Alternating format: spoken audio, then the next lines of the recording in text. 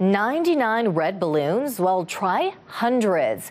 That's how many balloons Park Canada staff says they're finding each year in Point Pelee National Park, as they are now calling on people to balloon responsibly. With more on this, here's CTV's Chris Campbell.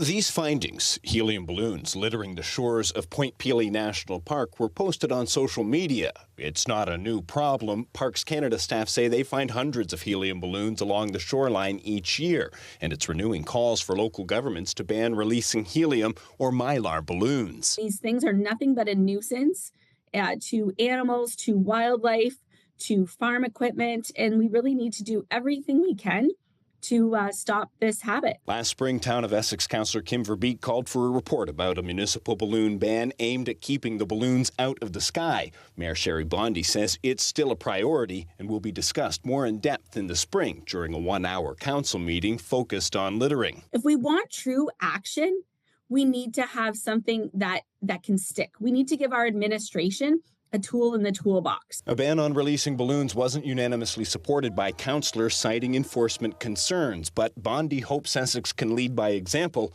and come up with a comprehensive review that will fill in the gaps in the town's littering bylaw. If somebody's at the end of Colchester Dock and they're going to release a balloon, and if I walked up to them and said, hey, please don't do that, it's bad for the environment, or I walked up to them and said, hey, please don't do that, there's a municipal bylaw against it, which one is more effective? Parks Canada says while balloons might look pretty floating through the air, once they pop, it's another story. Saying in a tweet on X, balloons like these can tangle up wildlife, including birds, fish, turtles, and small mammals, and introduce microplastics into the environment.